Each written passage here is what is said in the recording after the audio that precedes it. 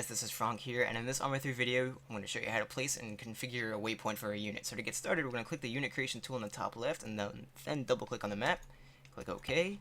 Now we have a unit that's created. Make sure he's selected. If he's not selected, he'll be transparent. If he is selected, he'll be solid and non-transparent.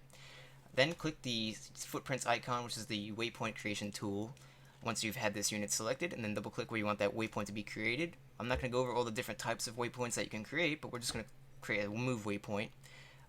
Then there's different modes that you could set for the waypoint for the units that use this waypoint. So for example, combat mode is basically rules of engagement, so we're just going to set that to open fire and engage at will. Then there's formations. These are all the default formations that are in ArmA 3. If you use AI mods, then they will also be modified by those AI mods. So we're just going to set staggered column. If you don't set a formation, then they usually spread out a lot and they don't really stay as a group as much, that I've noticed. Anyway, and then there's speed, which is the movement speed that this unit is going to use to move to this waypoint.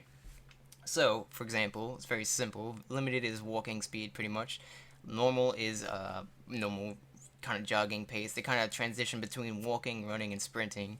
And then there's full, where they're pretty much trying to sprint and run as much as they can to get to the waypoint as fast as possible. Then there's behavior.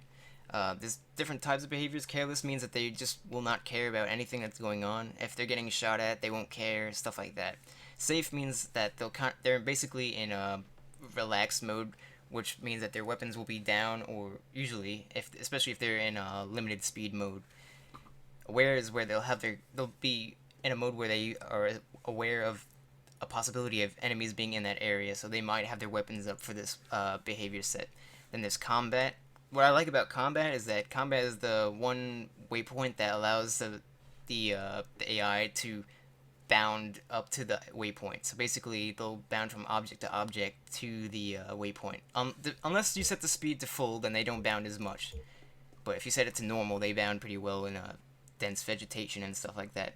Then there's the stealth behavior, and this is pretty obvious. They're going to be crawling a lot in this one. Maybe some crouch moving, but they won't be standing almost at all with this behavior.